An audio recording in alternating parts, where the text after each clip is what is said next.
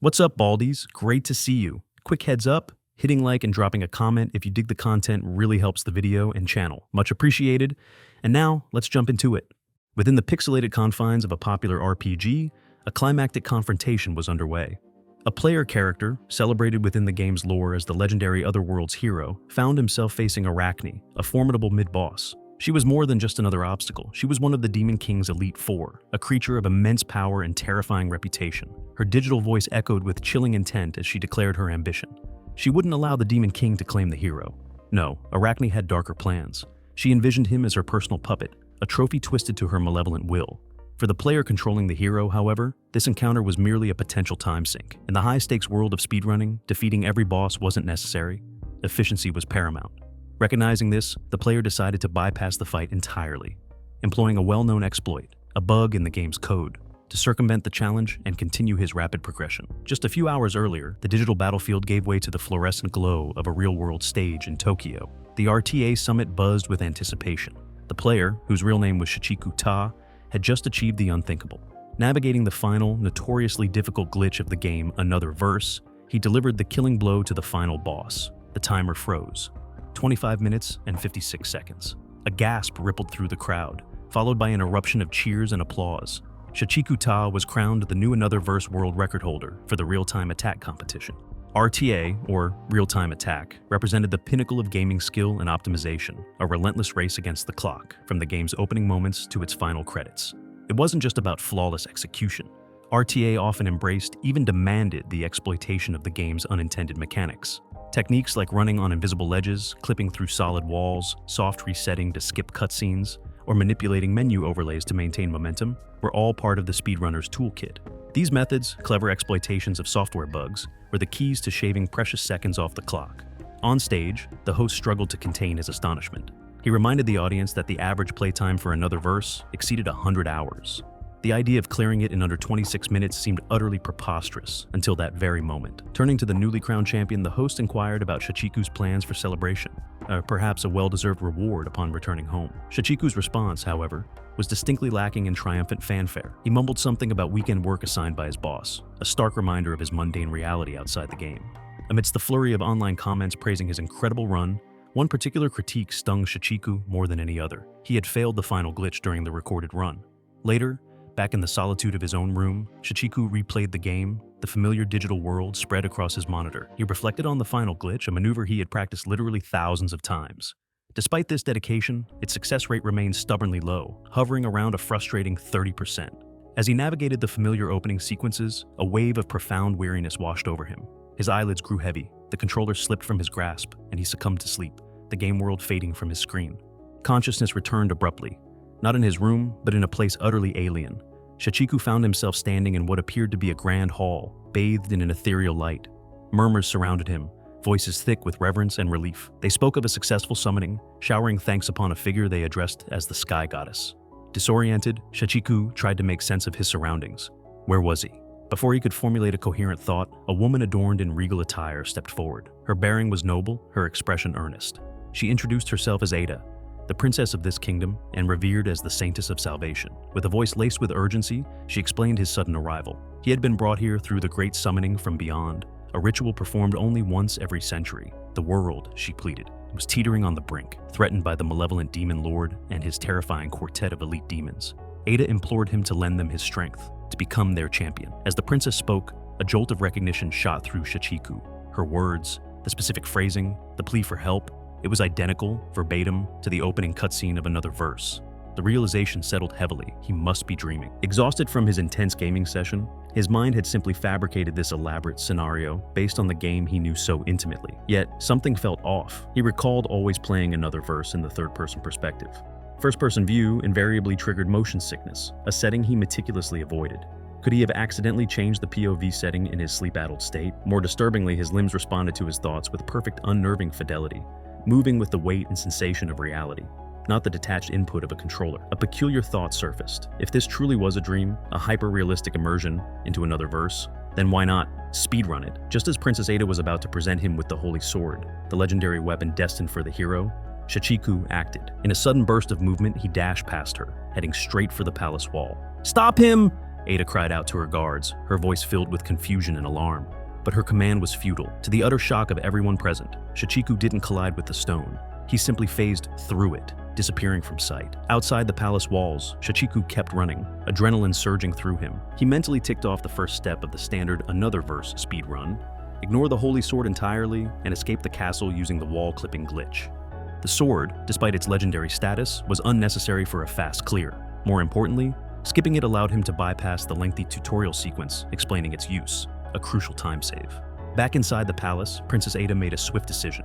Shedding her royal attire, she donned the simple clothes of a commoner, adopting the guise of Danya, an identity she used whenever she needed to move about the capital incognito. Determined to retrieve the summoned hero, Danya hurried out of the palace in pursuit. Shichiku, meanwhile, continued his high-speed trajectory through the capital city. He soon spotted a familiar figure, Jane, the designated adventurer guild guide for newcomers. Jane, ever helpful, offered to show him around, to explain the workings of the capital. But Shichiku had no time for tutorials, scripted or otherwise. With a curt refusal, declaring he had no interest, he executed a precise sidestep jump, narrowly avoiding Jane's interception, and sprinted away. He knew this maneuver well. Avoiding Jane was notoriously tricky in the early game. Being caught triggered the mandatory town guiding tutorial, a significant time loss of at least 4 minutes for any aspiring speedrunner. The timing required for the sidestep dodge was incredibly tight, a common stumbling block for novices. Jane, while a beloved character among casual players for his helpful nature, was a speedrunner's bane. Shortly after, Danya encountered a dejected Jane. She quickly inquired if he had seen the man who had just rushed past. Jane confirmed, pointing towards the north gate. Danya's expression tightened with worry. They had waited a century for this hero's arrival. For him to perish so soon after being summoned, especially outside the castle walls, would be an unimaginable disaster. As Danya prepared to leave, Jane called out, his voice trembling slightly. He asked, almost plaintively, if he was truly that terrible, expressing his hurt at being ignored so rudely, treated like some unwanted peddler. It was the first time anyone had reacted to him with such blatant dismissal.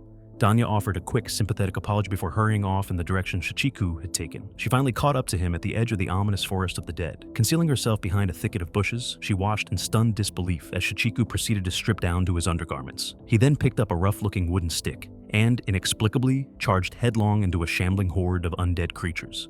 Danya could only stare, wondering what madness possessed him. The scene turned gruesome as the zombies swarmed him, their decaying teeth sinking into his flesh.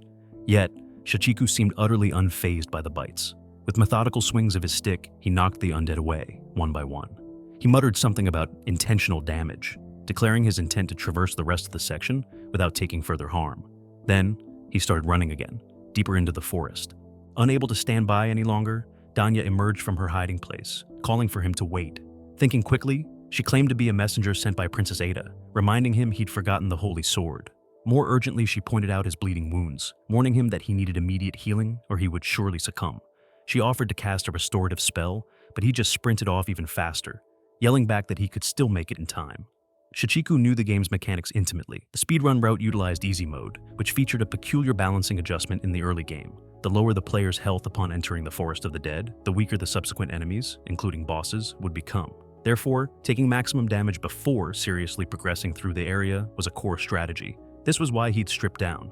Armor and clothing provided defense, which was counterproductive to his current goal of lowering his health points as much as possible. Suddenly, Danya was beside him again, her breath coming in ragged gasps, insisting on healing him. Shichiku recalled Danya's role in the game, always a helpful ally to the protagonist. However, in the context of a speedrun, her constant attempts to heal him were a significant hindrance, an obstacle to his meticulously planned low-health strategy. He needed to maintain his damaged state. Pushing himself to his absolute limit, he sprinted through the decaying woods, hoping to outpace her. But Danya was persistent, driven by genuine concern, matching his speed, determined to administer aid. Finally, cornering him momentarily, Danya managed to cast her healing spell, restoring a portion of his health. She pleaded with him again, urging him to equip proper gear. Ahead lay a castle, she warned, the domain of Arachne, the Puppet Master, one of the Demon King's elite four. Facing such a foe in his current state was suicide. Shichiku, however, barely registered her words, already running off once more. Yet, a flicker of doubt entered his mind. Danya's dialogue felt different, more nuanced, more genuinely concerned than the scripted lines he remembered. Was this really just a dream? His thoughts were interrupted by a horrifying sight. A monstrous spider, easily the size of a small cart, dropped from the canopy above, blocking his path. It was one of Arachne's familiars. Danya screamed at him to flee, convinced he stood no chance against such a creature, clad only in underwear and armed with a mere stick. But then, Shichiku did something impossible. he began to move with unnatural speed, a flickering, glitch-like motion that defied physics. He darted around the giant arachnid, stabbing it repeatedly with his wooden stick at specific, seemingly insignificant points. Danya watched, utterly bewildered, as the stick connected again and again. Suddenly, with a sickening crack, the massive spider convulsed and split cleanly in half, dissolving into digital particles. Catching his breath, Shichiku nonchalantly explained the technique. "It's called the rod glitch," he stated, as if discussing the weather. By repeatedly striking the mini-boss at precise hitboxes with a basic wooden stick, the game's code bugged out, causing the stick's attack power to permanently multiply to an astonishing 1024. He mentally compared this to the Holy Sword's base attack power of 60. The legendary weapon paled in comparison to his glitched twig. Danya could only stare, completely baffled by his explanation of bugs and attack power. From the defeated spider's remains, a shimmering red potion materialized, a strengthening buff. Shichiku pocketed it, remarking on his good fortune. Item drops from this particular enemy were notoriously random, often yielding useless trinkets. This buff was a welcome boon. With his newly empowered stick and a temporary strength boost, he declared his intention to head into the castle. As he stepped through the castle gates, he came face to face with Arachne herself. The demoness recognized him instantly, the prophesied hero from another world. Her lips curled into a predatory smile. She confessed her fascination, wondering aloud if humans from beyond this realm would make superior puppets compared to the natives she usually manipulated. With chilling certainty, she declared her intention. The Demon King would not have him. She would claim him, bind him to her will, and make him her ultimate prize. Shichiku, however, paid her monologue no heed. Ignoring her threats entirely, he walked directly towards the nearest wall and, just as he had at the palace, phased straight through it, vanishing from Arachne's sight. The demoness stood stunned for a moment, utter disbelief warring with fury on her face. "Where did he go?" she shrieked. One of her nearby puppet minions pointed a trembling finger. "Through the wall, Mistress Arachne." Arachne's eyes narrowed into slits of rage. "Find him!" she commanded her underlings, her voice echoing with deadly promise. "Do not let him escape." Danya, who had followed Shichiku into the castle, rushed to the spot where he had disappeared. She ran her hands over the cold stone, searching for any seam, any hidden mechanism, anything that could explain his impossible feat. How had he done it?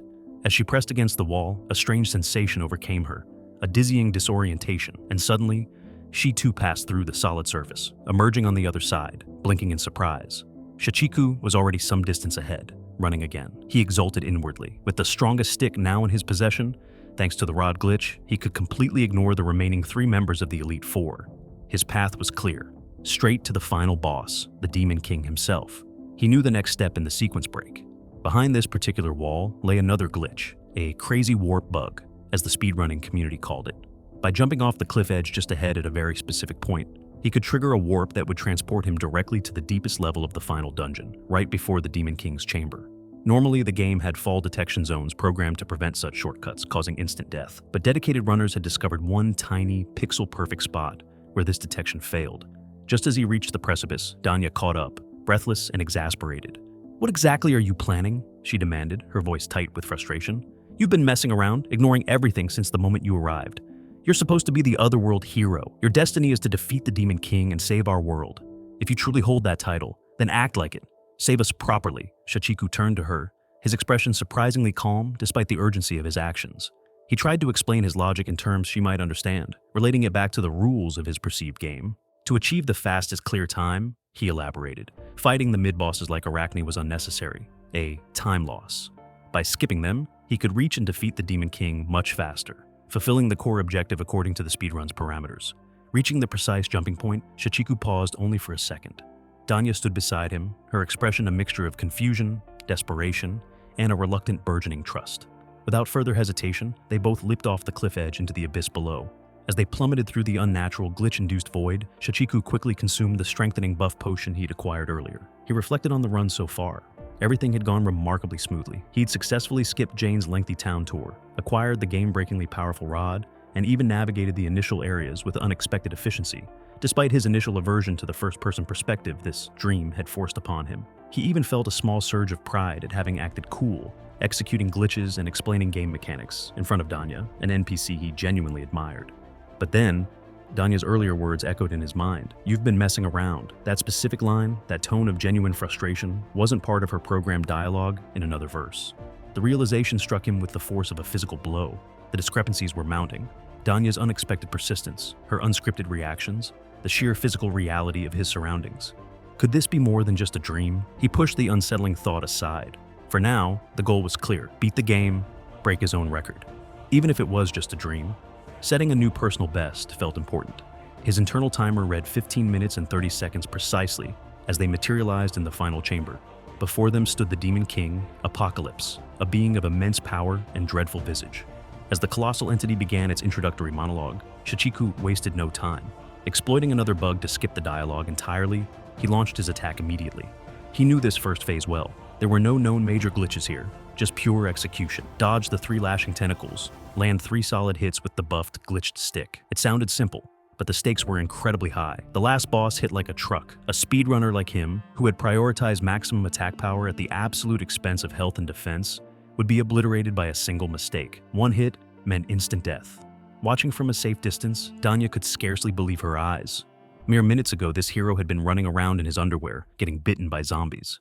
Now, less than half an hour after leaving the royal palace, he was overwhelming the Demon King himself, the source of all their world's suffering. Shichiku landed the 3rd precise blow, and the Demon King roared, shifting into its 2nd phase. The first phase is actually tougher, Shichiku called out to Danya over the din of battle, his voice filled with the focused energy of a runner in the zone. In this 2nd phase, after Apocalypse fires its beam or swings its tentacles 4 times, it collapses briefly. That's the window. Hit the head core when it's down, and it's game over. He paused, then confessed something else, a note of nervous excitement entering his tone. Now comes the hardest part, the most difficult glitch. It minimizes time loss significantly. I discovered it myself. Named it the Shichiku Step. He recalled his failure at the RTA summit, the sting of that mistake still fresh. He hoped desperately to succeed this time. Apocalypse's attacks in this phase are random, he explained quickly to Danya. Executing the glitch depends heavily on luck, on getting the right pattern. Pray for me, Danya. He used the speedrunning slang term pray, signifying the need for community support or sheer luck during random events or difficult technical maneuvers. As if on cue, Apocalypse lashed out with its tentacles. Shichiku recognized the animation instantly. Vertical attack, as expected, he noted mentally. If the next attack was horizontal, it would create the perfect opening for the fastest variation of the Shichiku step. But instead, Apocalypse deviated from the common patterns, firing its devastating beam attack unexpectedly before finally switching to the horizontal tentacle sweep. Shichiku frowned. This sequence was unusual. Could Danya's presence be influencing the RNG? He theorized that perhaps her prayers, her focused intent as an observer within this world, were somehow stabilizing the Demon King's normally random attack patterns. It was a fascinating possibility, something he'd need to investigate further and report to the Another Verse study group, assuming he ever woke up. No time for speculation now. The horizontal attack was coming. Shichiku suddenly sprinted towards the wall of the arena. Danya gasped as he began running up the vertical surface, defying gravity. "The polygon faces on the ivy vines covering the wall are bugged," he shouted back, concentrating intently. "You can run on them!" This, however, was only the setup. The really hard part is next. He explained the crucial step. Landing perfectly on an extremely small piece of falling debris, a target only a few pixels wide, while matching the angle and timing with frame-perfect precision. Success would launch him directly towards the Demon King's vulnerable head core during its brief collapse. With inhuman focus and muscle memory honed over countless attempts, Shichiku executed the Shichiku step flawlessly. He used the momentum from the wall run, bounced off the minuscule debris fragment, and soared through the air like a projectile. His glitched wooden stick aimed squarely at the glowing core on the Demon King's head. Impact! The timer in his mind stopped. 24 minutes and 53 seconds. Mission cleared. Danya rushed forward, her face alight with awe and relief. "You did it!" she exclaimed, praising his incredible feat. Then, with a hesitant smile, she confessed her true identity. "My name isn't really Danya," she admitted. "I am Princess Ada." She explained that once she returned to her true form, she possessed the power to seal away the roots of evil, the malevolent source the Demon King had been protecting.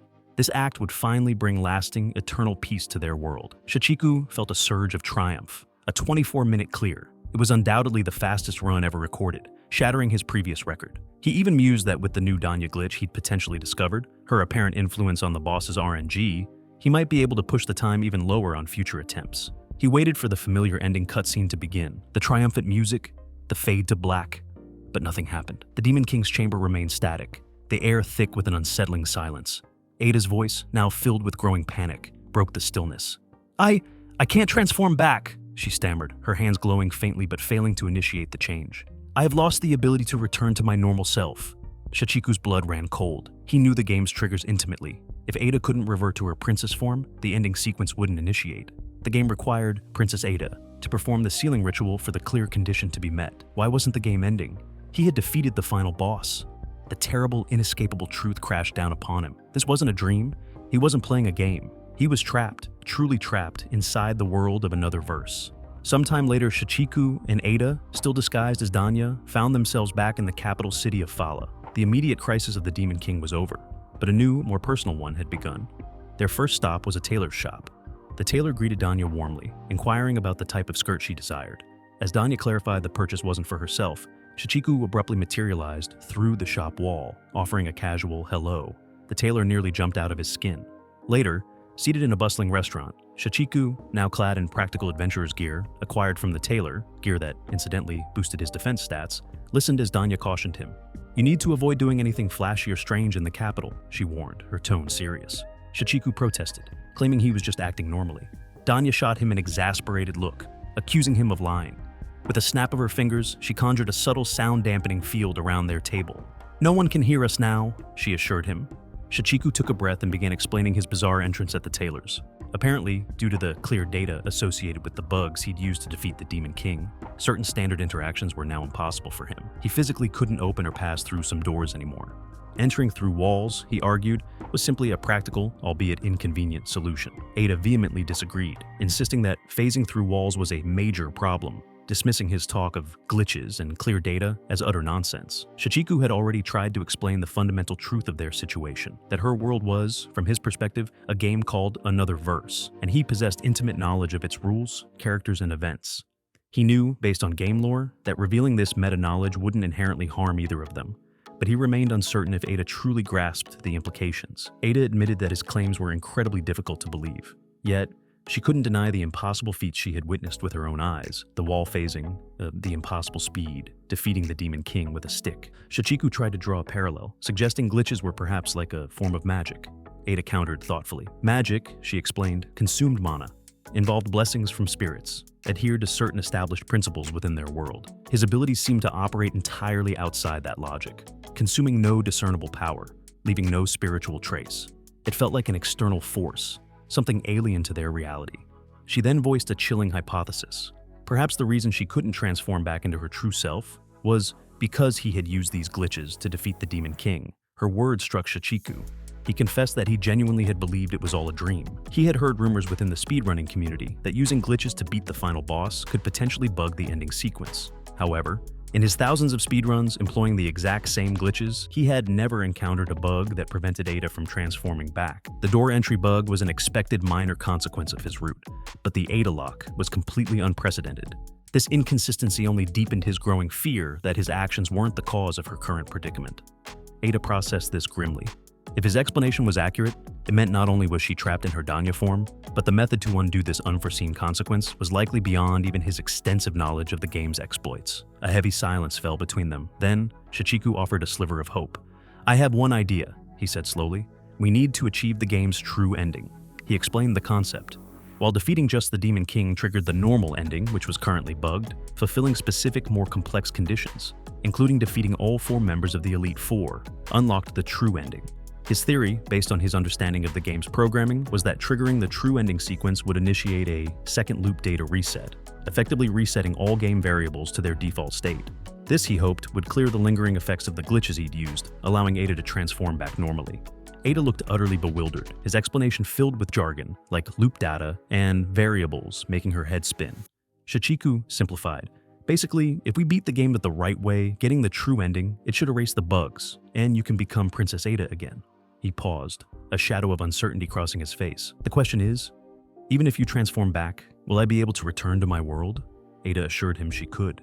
If she regained her full power as the Saintess, she could perform magic crossing time, the same ritual used to summon him. As long as the connection to his original world remained, she could send him back. She then expressed profound remorse, admitting it was wrong to involve him in their world's struggles, apologizing for the sudden, involuntary summoning.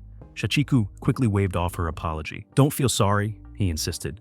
"I actually love the world of Another Verse." However, reality beckoned. He had work piling up back home, friends waiting to compete for new speedrun records. He needed to return, sooner rather than later. He confessed that, while the line between dream and reality was still blurry, being in Another Verse, experiencing it firsthand, had made him genuinely happy. But inaction chafed at him. Speedrunning was ingrained in his very being. After his initial exploratory playthroughs, every subsequent run had been a race against time.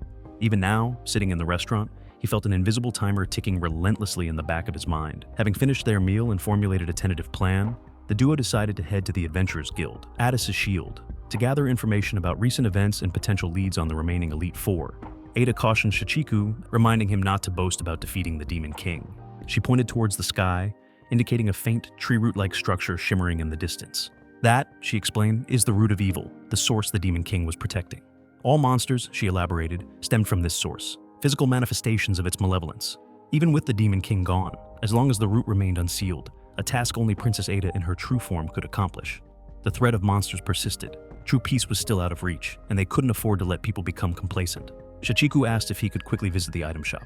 Ada agreed. He walked towards the shop's entrance, tried the door handle, and found himself unable to open it, the entry bug striking again. With a sigh, he simply walked through the wall.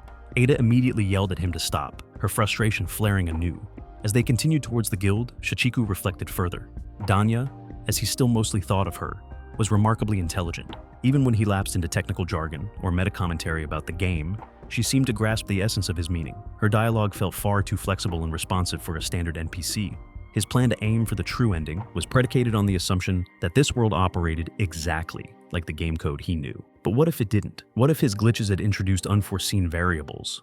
Or what if this world, while resembling another verse, had fundamental differences? The uncertainty gnawed at him. Their thoughts were abruptly shattered by the sound of a horn blaring from above. A guard, mounted on a giant trained bird, swooped low over the city streets, shouting a warning. A wyvern, a dangerous flying monster known for its corrosive magical aura, had breached the city's protective barrier and was rapidly approaching.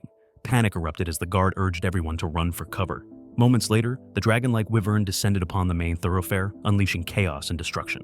Ada instinctively began gathering magical energy, preparing to defend the civilians. But before she could act, a sudden concussive explosion rocked the street. The wyvern shrieked and plummeted to the ground, defeated. Ada stared in disbelief. The source of the attack?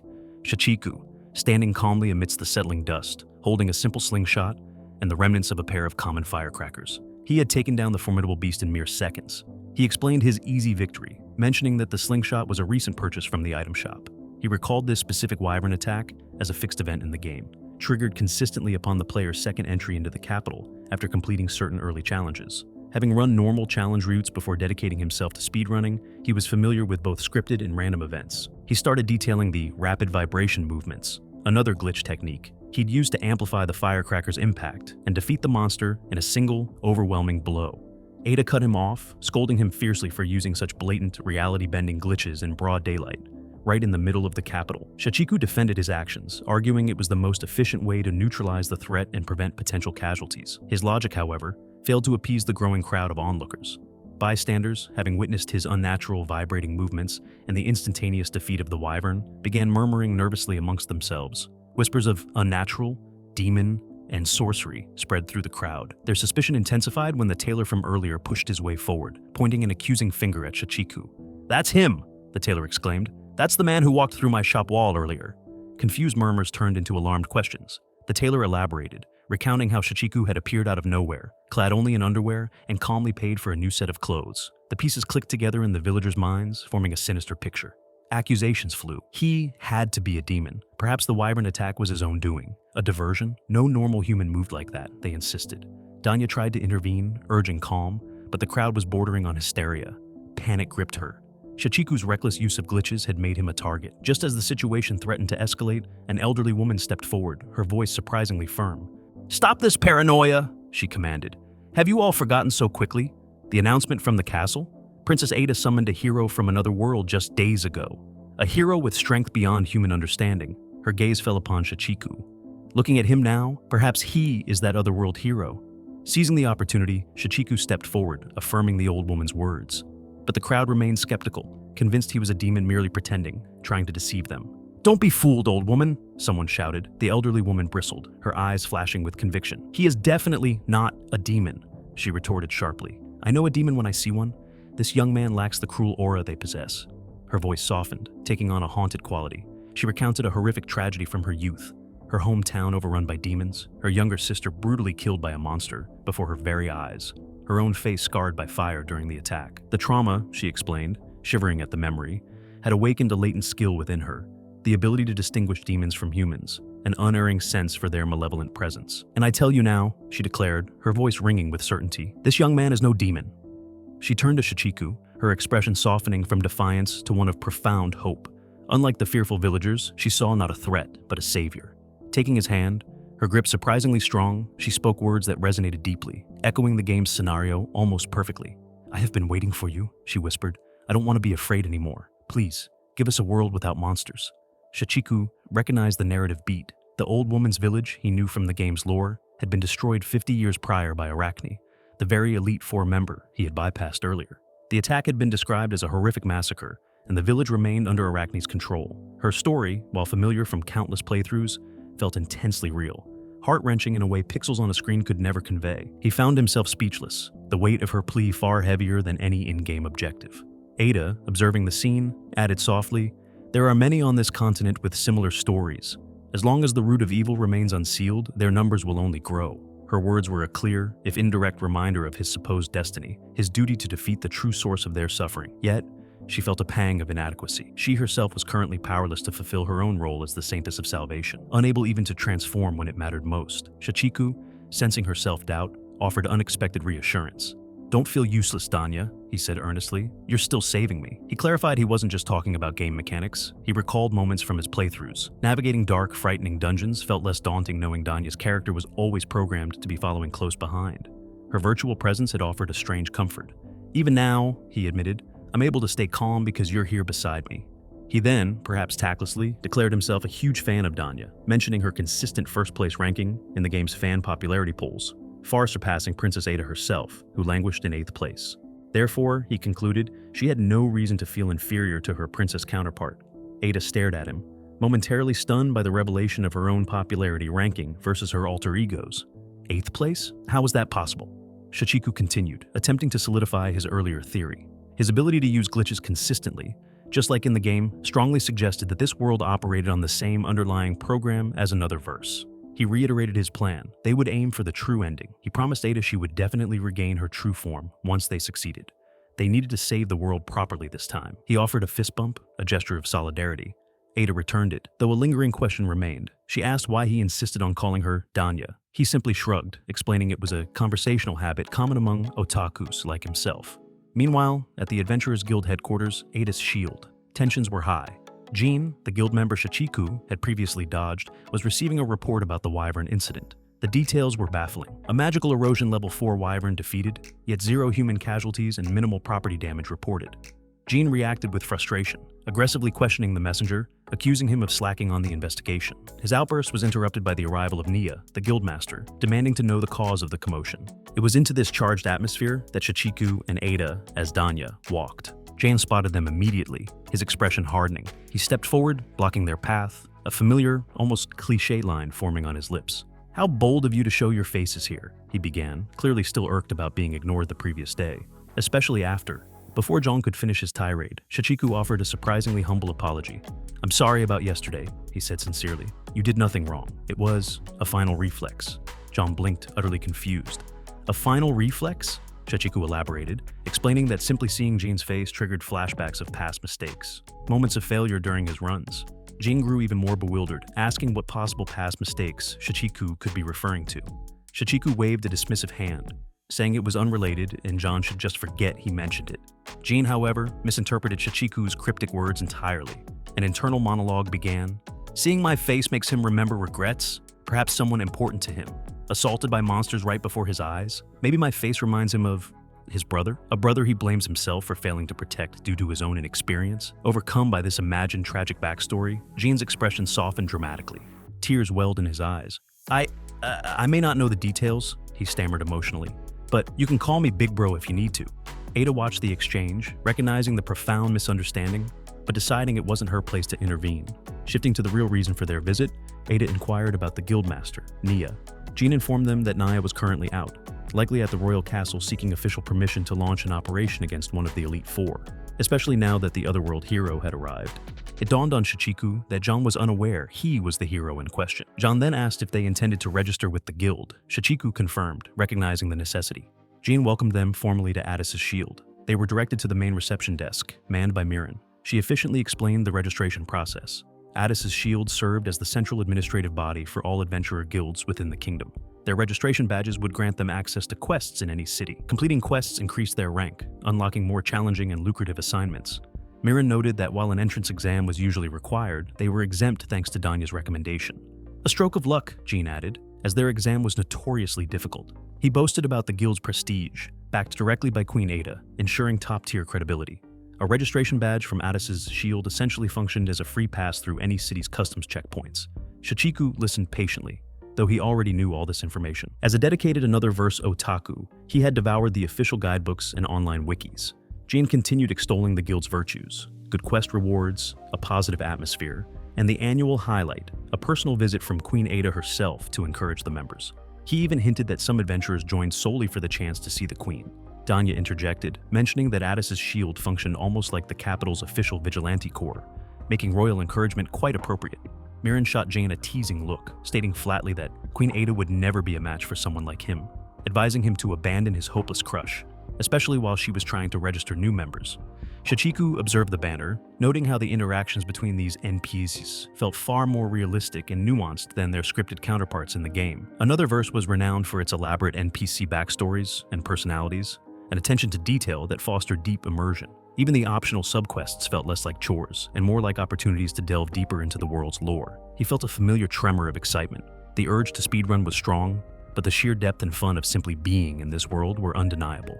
Mirin instructed him to place his hand on the crystallization device for skill and level assessment, asking for his name. Shichiku Ta, he replied. Jun remarked on the unusual name, while Mirin found it refreshingly exotic. The device shimmered, displaying his information. Level 1.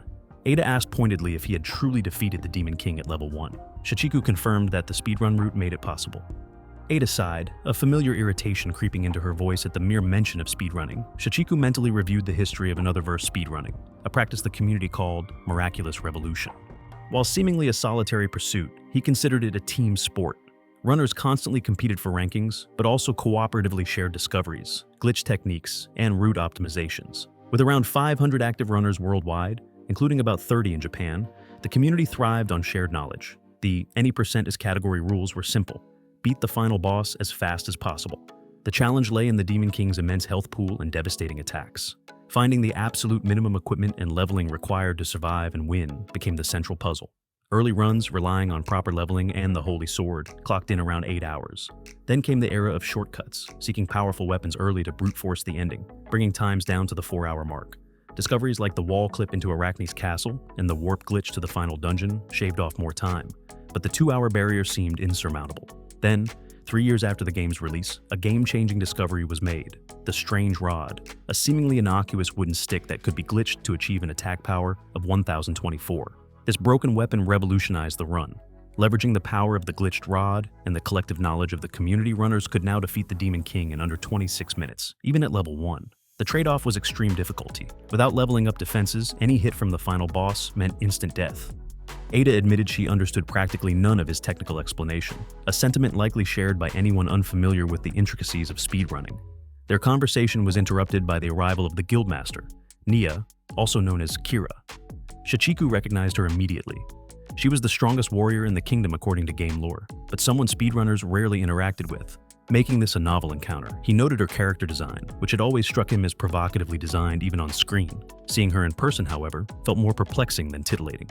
Ada, noticing his gaze lingering, seemed to misinterpret his thoughts, prompting him to quickly clarify he harbored no inappropriate intentions.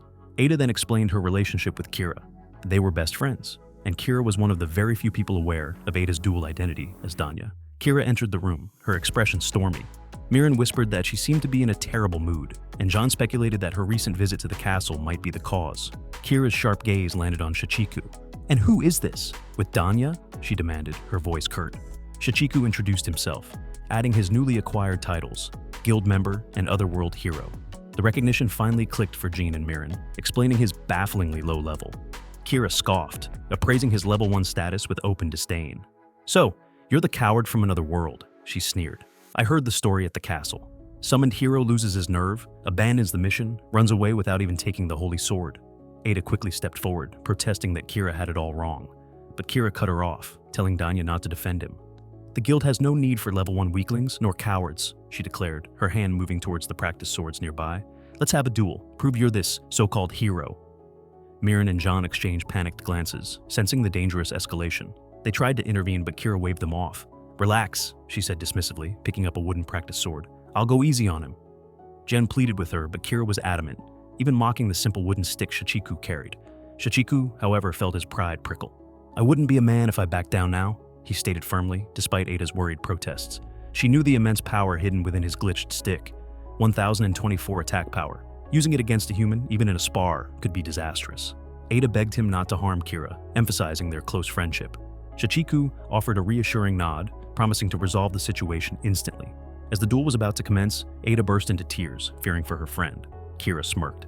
Thought you might have run away again, she taunted. Shichiku retorted with a dry joke about lacking a tail to tuck between his legs. Kira gave him grudging credit for his courage, but declared playtime over. Goddess's blessing, Valkyrie's waltz, she chanted. Her armor shifted, glowing with a brilliant white light. Miran and Jean gasped. It was her signature skill, a divine enhancement doubling her strength and speed. Simple, but terrifyingly effective when combined with her prodigious swordsmanship. Despite Kira's enhanced speed and power, Shichiku moved with an uncanny precision that seemed to anticipate her every strike. He flowed around her attacks, his movements economical and perfectly timed. However, Kira suddenly increased her speed and landed a clean hit, sending Shichiku crashing into a nearby wall, where he slumped to the ground as if utterly defeated. Potions! Get potions! John yelled, rushing off. Miran urged Danya to attend to the fallen hero. Danya stood over him, looking vaguely unsatisfied. Well, that was pathetic, she remarked. Shichiku, however, was completely unfazed. He recognized the situation instantly. Force loss event, he muttered under his breath. In gaming terms, a force loss is a scripted encounter where the player is destined to lose, regardless of their skill or effort, usually for narrative purposes. He knew that choosing the specific dialogue option, admitting his identity as the otherworld hero during this first meeting, triggered this exact outcome. From a speedrunning perspective, the optimal strategy here was actually to bypass the dialogue entirely, approach Kira within the first 4 frames of the encounter becoming active, and execute a swift knockout attack. But harming Ada's best friend wasn't part of his current non-speedrun objective. He pushed himself up, dusting himself off. Ada expressed a mix of relief and disappointment, admitting she'd feared he might actually strike Kira with his bizarrely powerful stick. Shichiku reassured her gently. Kira is too important to you, Danya. There's no way I could harm her, especially not in front of you. That's why I acknowledged your friendship. Miran returned with potions, only to see Shichiku standing miraculously unharmed and seemingly fully recovered. Even Kira looked suspicious. Did you lose on purpose? She asked, narrowing her eyes. You completely saw through my attack. Otherwise, you couldn't have countered it like that. Only someone my equal, or perhaps even greater, could do that. She demanded an explanation. This dialogue wasn't in the game. Shichiku, momentarily flustered, couldn't exactly say he did it to save time, or because it was a scripted event. He opted for a more diplomatic answer. I had no reason to defeat you, Kira, he said calmly. You're not my enemy. We're allies, friends who will defeat the Demon King together. Kira seemed unconvinced but decided not to press the issue further, offering a slight teasing smile instead. They exchanged mutual apologies for their earlier rudeness. Shichiku suggested they try to become friends, and Kira agreed, albeit reservedly, to work with him. With the tension diffused, Kira turned back to Ada. Now, about what you wanted to discuss earlier, she said, her tone becoming professional again. Let's go to my room. You too, she added, nodding towards Shichiku. Jean started to follow, but Kira firmly instructed him and Miran to return to their duties. Before they left, Kira offered Shichiku a piece of candid advice. The world, she stated, had pinned its hopes on him, the otherworld hero. The people, and especially Princess Ada, expected great things. But Kira reminded him that she, born in this world, had her own pride. She had dedicated her entire life, forsaking her noble heritage since the age of 5, to mastering the sword. She was determined to be the one to defeat the Demon King. Later in their room, Shichiku dropped the bombshell. Actually, he stated matter-of-factly, I've already defeated the Demon King. Kira froze, her expression shattering into disbelief. What? That's impossible. A cruel joke. Ada confirmed his statement quietly. The battle concluded yesterday, just 25 minutes after he was summoned. Shichiku briefly explained the concept of speedrunning in his world, the competitive focus on defeating the final boss as quickly as possible. The explanation sounded utterly absurd, almost insane to Kira. Crushed, her lifelong ambition rendered moot in an instant, she turned to Ada, muttering that the hero must be mad.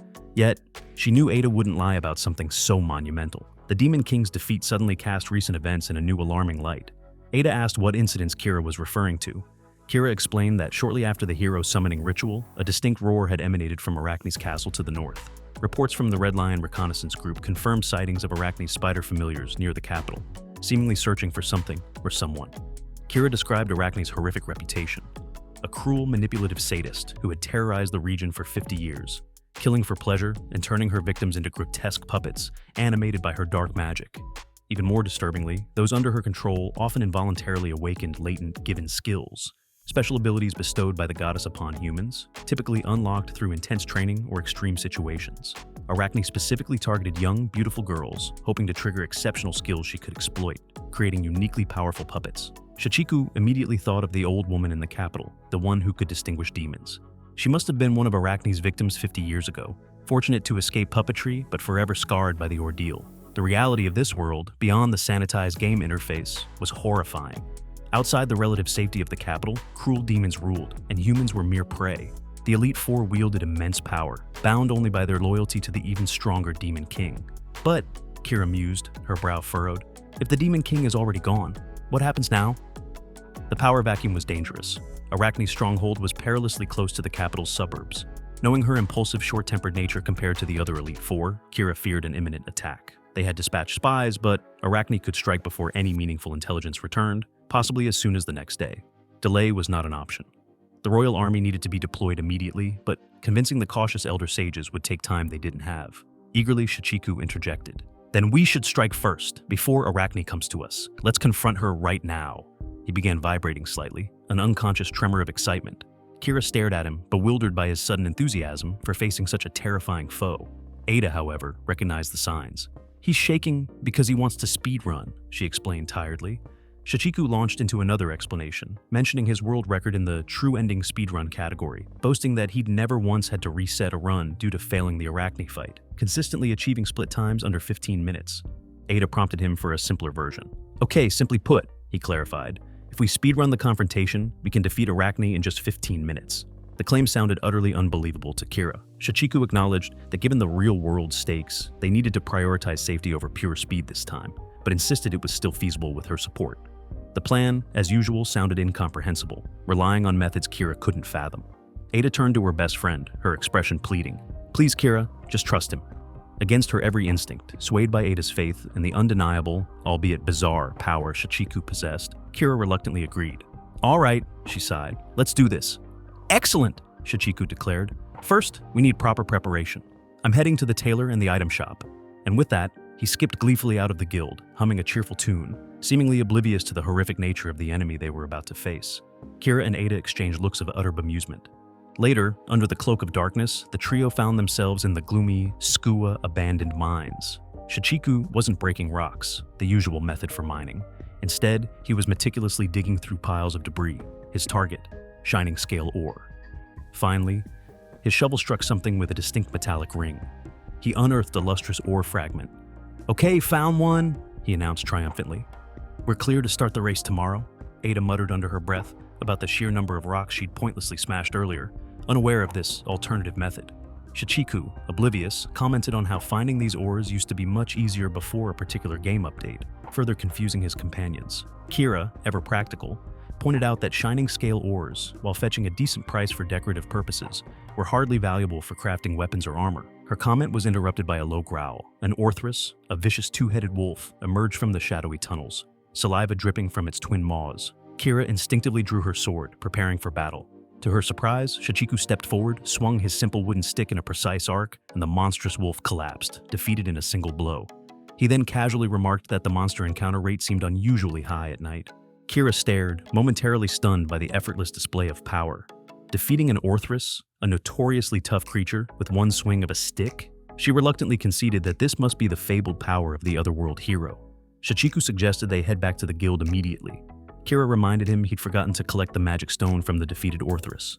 She explained the fundamental mechanic of their world. Adventurers leveled up by purifying these stones, remnants of magical energy left behind by slain monsters.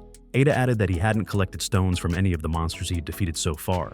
Kira stressed the importance of leveling up, especially recalling his reckless low-level approach during the initial Arachne encounter, the one he'd skipped. Shichiku sighed, realizing he needed to explain his rationale.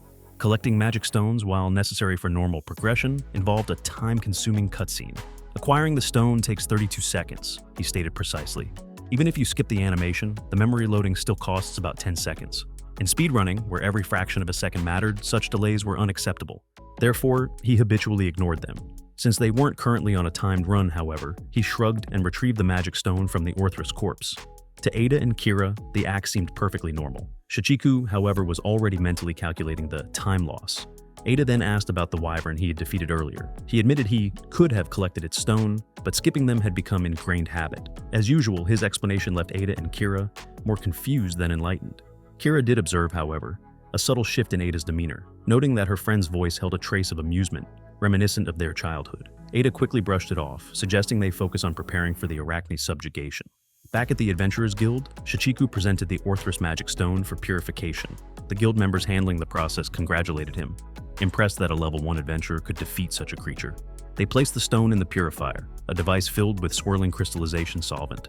Magic stones, they explained, held immense power but were also saturated with dangerous miasma. Absorbing too much miasma could corrupt a being, potentially transforming them into a monster, as had happened to the wyvern after it likely consumed a raw stone. Higher-level creatures were more susceptible. Purification removed the miasma, allowing humans to safely absorb the stone's power and level up. The process completed, Shichiku absorbed the purified energy. His level jumped from 1 to 4. He acknowledged the process was visually thrilling, but still mentally lamented the cutscene time.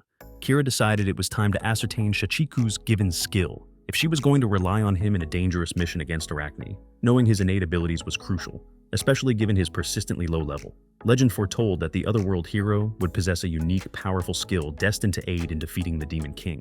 Normally, this skill assessment would have happened immediately after summoning, but Shichiku's abrupt departure had prevented it. Requesting his permission, Kira prepared to use an upper-class appraisal technique.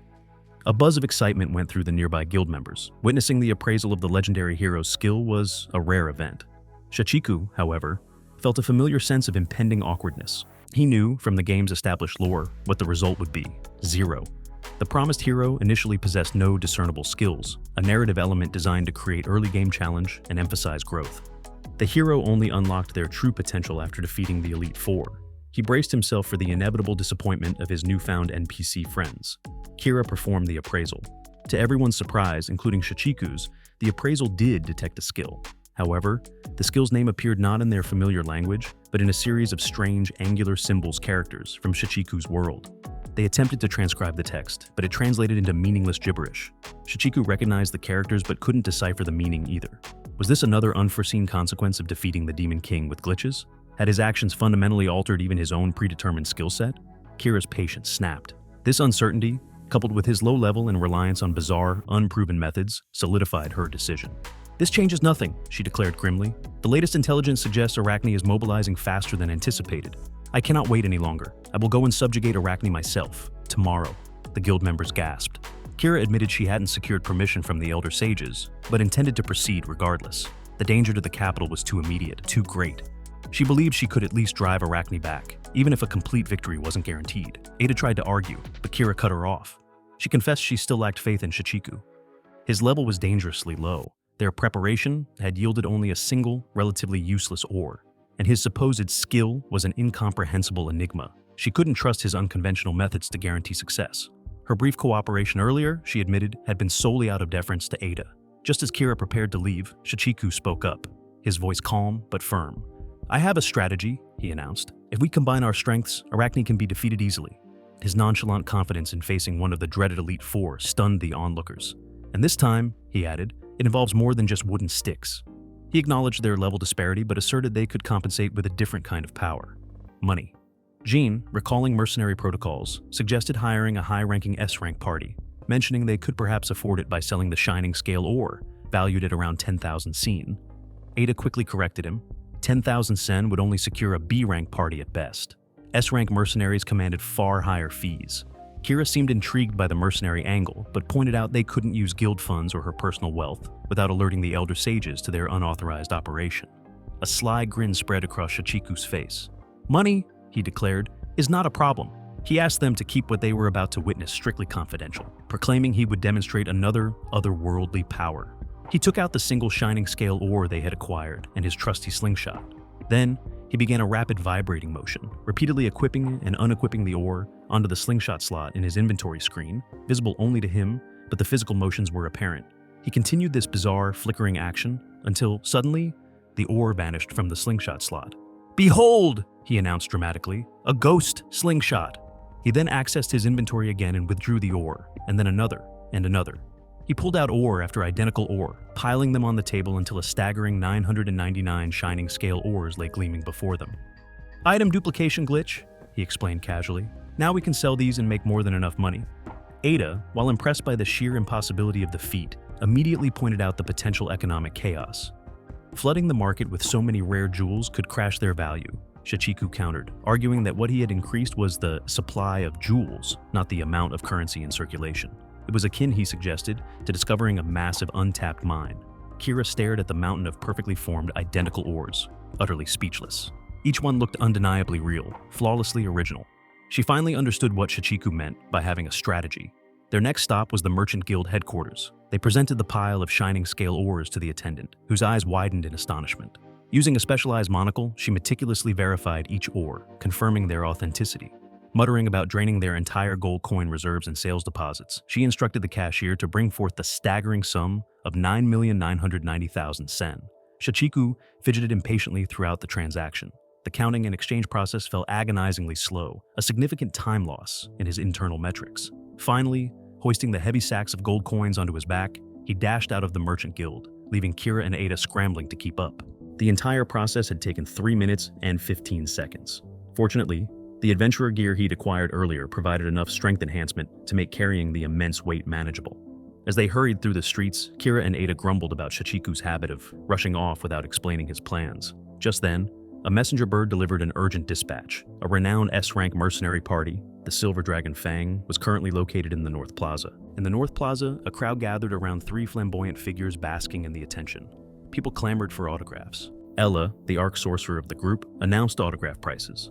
100 sen each. Fluffing Luthal, the stoic tribal survivor, commanded a higher price of 1,000 sen. A handshake with Ella? A cool 10,000 sen. The entire display felt less like hardened mercenaries and more like celebrity entertainers. Mamu, the party's stern leader, reminded his companions they weren't performers. He inquired about Shichiku Ta, expressing interest in recruiting the newly famous hero. As they prepared to seek him out, their procession was abruptly interrupted. Another group, identical in appearance to the first, stepped forward, announcing themselves as the real Silver Dragon Fang. The flamboyant trio, they revealed, were imposters, monsters skilled in disguise. The real party members explained this wasn't the first time. They had been chasing these mimics who were tarnishing their reputation. The real Ella kindly offered a free handshake to the man the fakes had been about to mislead. The party then turned to thank the old woman, the same one from the Wyvern incident, who had discreetly alerted them to the deception. Mamu expressed surprise at her ability to see through the disguises, and commended her quick thinking. The old woman simply stated that encountering monsters still filled her with fear, hinting at her past trauma. Mamu, unaware of her history but sensing her resolve, assured her that they, along with the hero, would defeat the Demon King. He confidently added that if their own plan succeeded, they might not even need much help from the hero. Meanwhile, Shichiku, Kira, and Ada were already well on their way towards Arachne's castle, having bypassed the North Plaza entirely. The relentless pace was taking its toll. Shichiku, ever the optimizer, suggested they perform cartwheels. "A correctly executed cartwheel doubles running speed," he declared enthusiastically. He quickly added a caveat. The repetitive strain often led to tendinitis among speedrunners, resulting in the technique being banned in most official RTA competitions. Kira sighed. The more she learned about Shichiku, the more enigmatic and utterly baffling he became. Was this all just some elaborate game to him? Kira's mind drifted back 11 years to the royal castle. A younger Kira, fierce and defiant, screamed at the solemn priests, pleading with them not to take her best friend, Princess Ada, away. Ada, barely more than a child herself, was destined to be the saintess of salvation, and the priests insisted she required rigorous, isolated training for the upcoming hero summoning ritual. Kira argued vehemently, accusing the priests of bullying Ada during their harsh spiritual training, which involved physical discipline like flogging. The priests maintained it was necessary. Summoning the hero required immense fortitude. Ada would need to chant continuously for 10 days and nights. The ritual occurred only once a century, timed to a precise alignment of the stars between their world and the hero's. Failure meant condemning their world to another 100 years of darkness under the Demon King's shadow.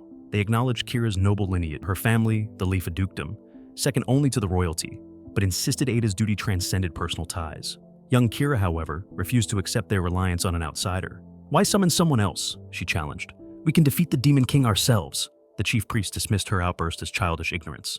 Undeterred, Kira acted with startling boldness. She disarmed a nearby guard, snatching his sword. Holding the blade aloft, her small frame trembling with conviction, she swore a solemn oath on her family's name. She would become the strongest swordsman in the world and defeat the Demon King herself. Though her defiance didn't stop the priest from taking Ada, Kira dedicated herself to fulfilling that vow.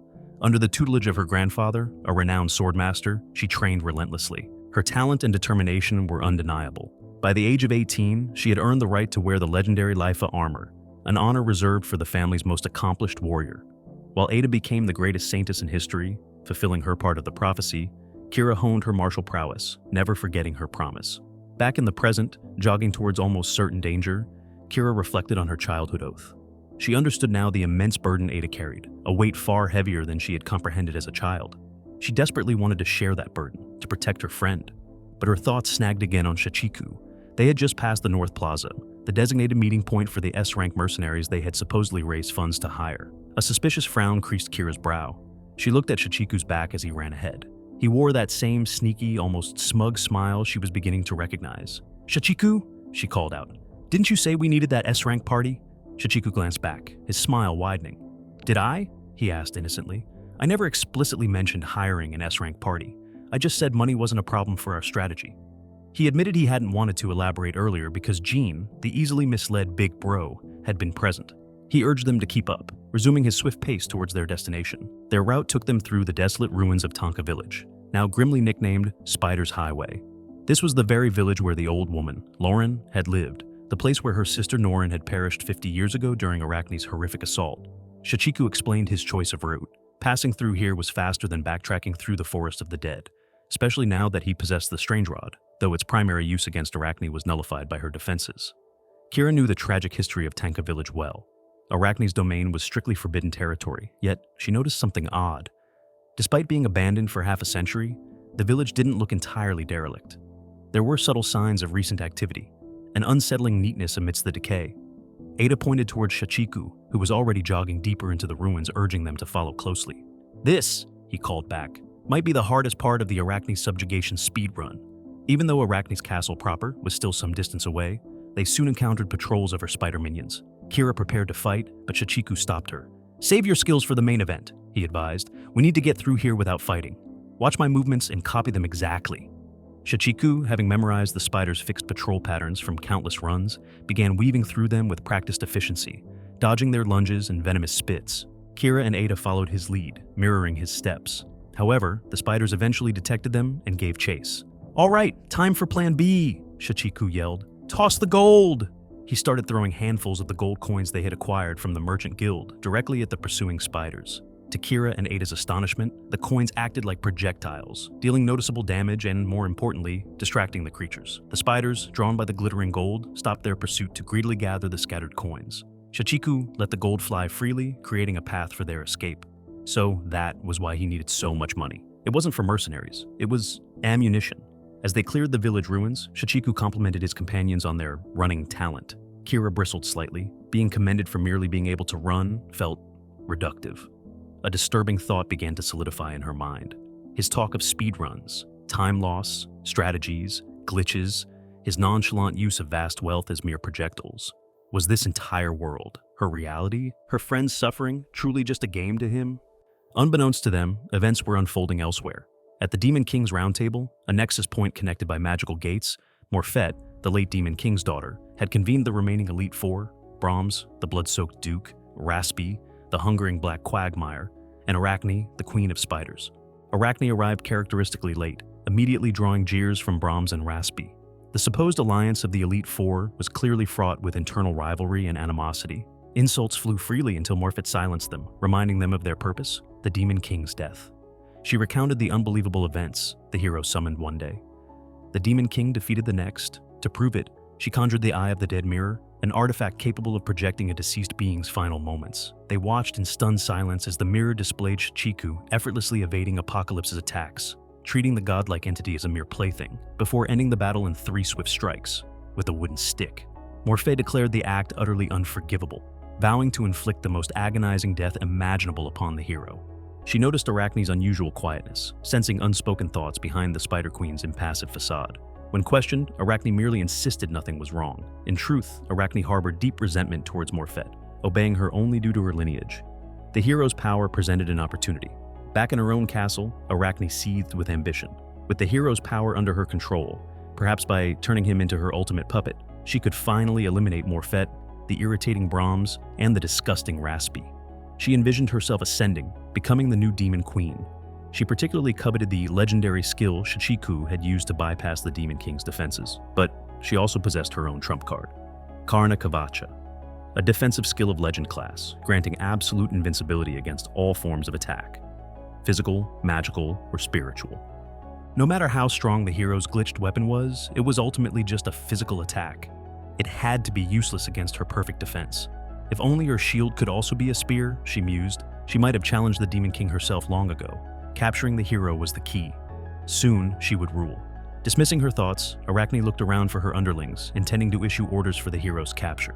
Descending the main staircase of her castle, she froze. Standing calmly at the bottom, looking up at her, were Shichiku, Danya, and Kira.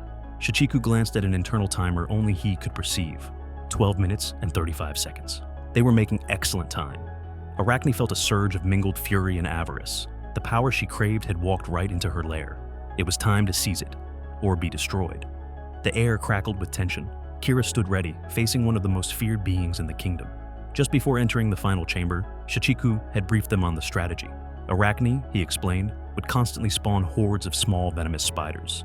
These trash mobs would swarm them, stunning and poisoning them, preventing focused attacks on Arachne herself. Kira's role was crucial. Use her wide area effect attacks, like Valkyrie's Waltz, to continuously clear these smaller spiders, keeping Arachne isolated. Kira accepted the task, but voiced her concern. Could they truly achieve a clean victory against such a powerful foe, especially one known for invincibility?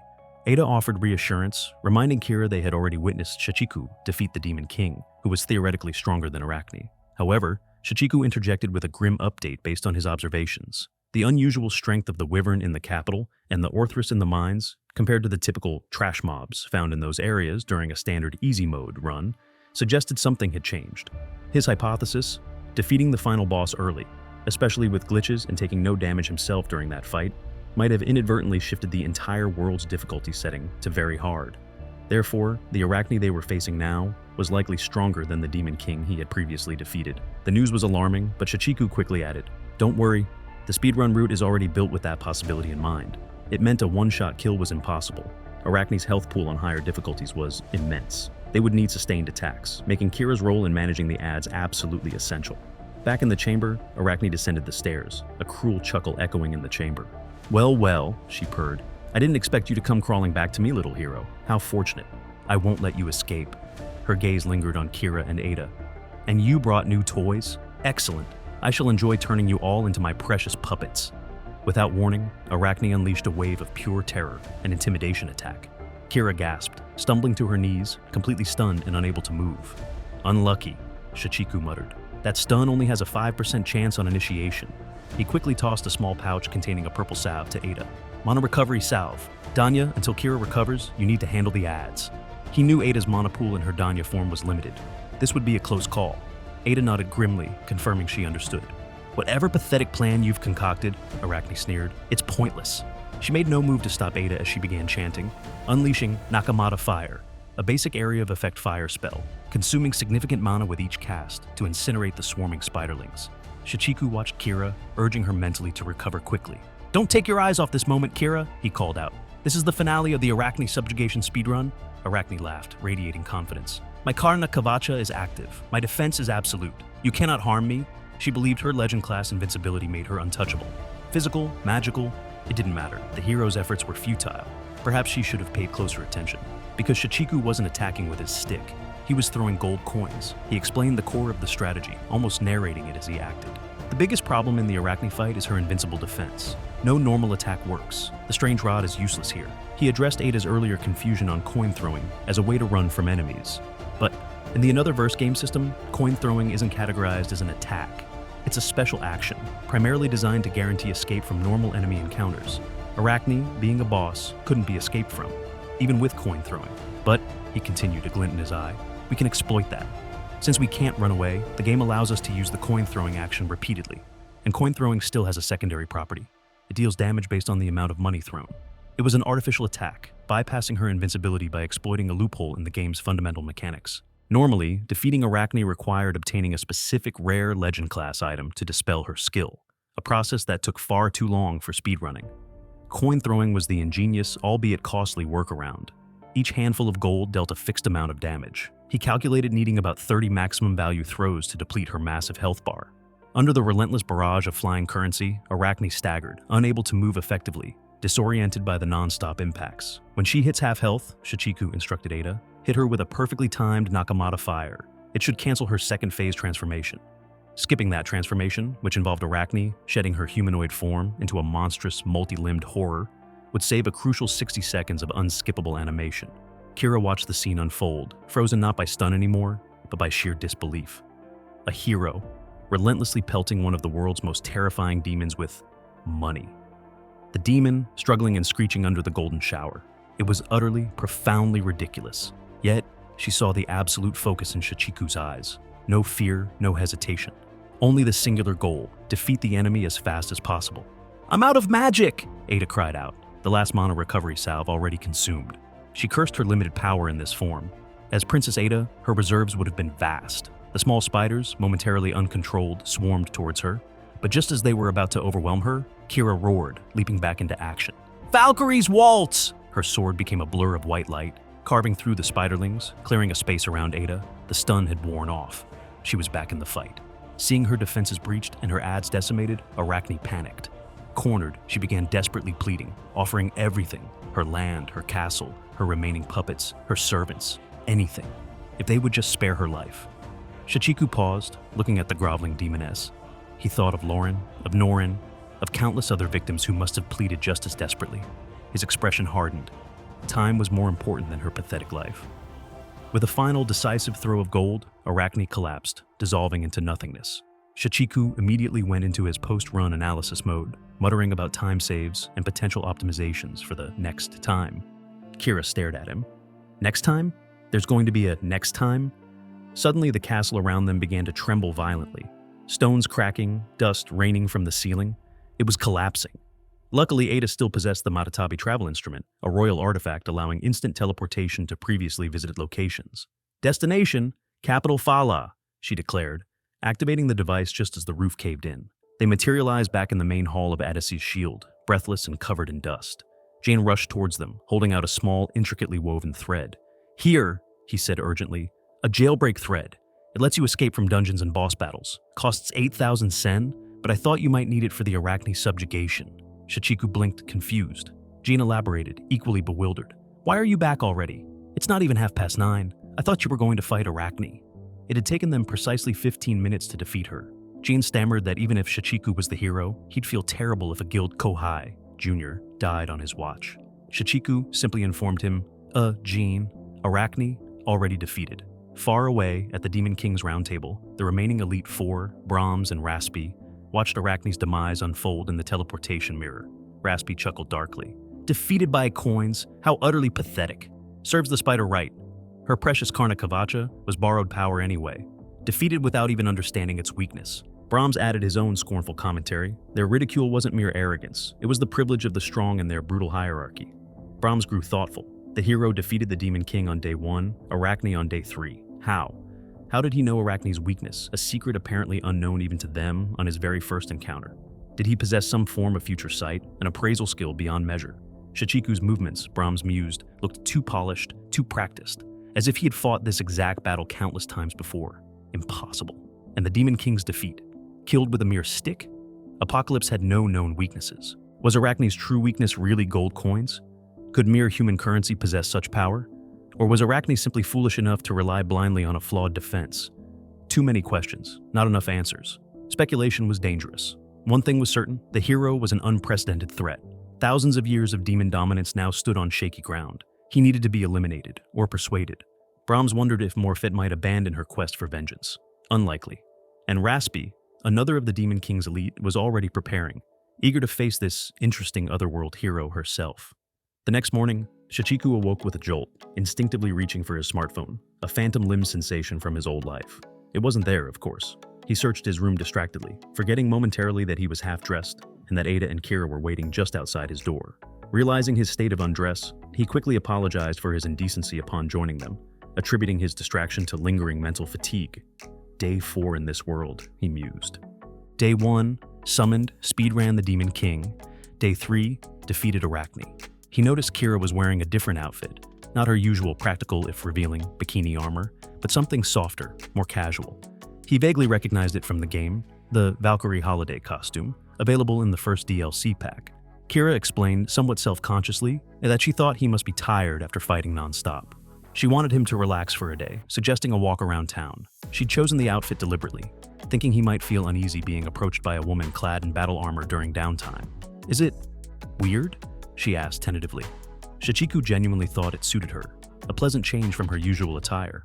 This made Kira blush, and Ada noticed, clearly surprised. After a moment, Ada readily agreed to the walk. As they strolled through the capital, Kira seemed unusually pensive. She found herself stealing glances at Shichiku, noticing perhaps for the first time that he had a rather pleasant face when he wasn't intensely focused on glitches or muttering about time loss. She quickly admonished herself for such thoughts, mentally shaking her head. Yet, her mind wandered, speculating if perhaps Shichiku and Danya were already involved romantically. Why else would Danya react so calmly to seeing him half-naked earlier? Her internal turmoil went unnoticed by the oblivious Ada, who simply remarked that Kira seemed interesting today. Shichiku, overhearing, commented that at least her odd mood didn't seem like a bug or a virus. Their leisurely walk was soon interrupted. People began pointing, recognizing Shichiku. "It's the vibrating hero!" A crowd quickly gathered. News of the Arachne subjugation, likely spread by the talkative Jean, had circulated. The initial suspicion had morphed into awe and curiosity. One person asked eagerly if he'd truly finished off Arachne. The attention felt similar to the buzz in the waiting rooms before major RTA events back in his world. Little children approached, asking him questions with wide-eyed wonder. Their walk eventually led them to the Newtown refugee quarter, where Lauren, the old woman, resided. Shichiku presented her with a small, intricate object, a memento recovered from Arachne's castle, something belonging to her sister, Norin. Lauren's face crumpled as she took it, decades of grief and regret washing over her. Seeing the memento, proof that Arachne was truly gone, brought a measure of closure. "It's over," she whispered, tears tracing paths down her wrinkled cheeks. "I'll never have that bad dream again." Amidst her tearful smile, Shichiku glimpsed the vibrant young woman she must have been before tragedy struck. He offered a quiet goodbye. As they left, Kira remarked, surprised, "I didn't think you cared about anything beyond speedrunning." Her judgment of him was clearly shifting. Shichiku explained that returning the memento was part of an optional subquest in the game, Butterfly in the Cobweb. It wasn't required for the true ending and offered only a minor potion as a reward, but he felt compelled to complete it, to return the sister's keepsake. His explanation, laden with game terminology, once again left Kira and Ada slightly perplexed. Back at Adis's shield, Mirren approached them with a request. She expressed mild disappointment that Shichiku hadn't utilized the mercenary system for the Arachne fight. She had been looking forward to introducing him to the Silver Dragon Fang. The mercenaries themselves, she added, were quite depressed upon hearing the hero had already completed the subjugation without them. Shichiku offered the flimsy excuse that the mercenary tutorial system was too long. Mirren then presented an urgent questionnaire from the capital's administrators regarding the Arachne subjugation, requiring a detailed report for the Elder Sages. Kira volunteered to write it, acknowledging that their brief day off, while enjoyable, was officially over. She bid Shichiku and Ada farewell for the day. As Shichiku and Ada walked through the now quieter evening streets, a sense of relative calm settled between them. Shichiku apologized again for potentially endangering Ada during the Arachne fight. She reassured him. Kira had recovered exactly as his plan anticipated. Teasingly, she chided him again for treating her world like a game, but then admitted more seriously that she had genuinely trusted both him and Kira during the battle. "Don't betray my expectations," she added softly. Suddenly, figures emerged from the shadows, royal knights. They surrounded the pair, their expressions grim. "By order of the princess," their captain stated formally, "you are to accompany us to the castle. Immediately." They were given no choice. Shichiku felt a prickle of unease. This wasn't a recognized story event. Moments later, Princess Ada stepped out of her carriage, and Shichiku stared, utterly shocked.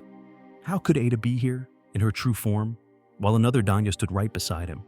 Two Adas existing simultaneously? This had to be a bug. Later, at the castle, the Ada in the tower dismissed the guards, stating that Danya, who was the real Ada, presence was sufficient protection. Then, To Shichiku's further astonishment, this Ada reached up and deftly removed her elaborate wig and costume, revealing a young man bearing a striking resemblance to the princess. "Allow me to introduce myself properly," the young man said. "I am Ano, Princess Ada's younger brother," and her body double. Shichiku was floored. Ano? A younger brother? Body double?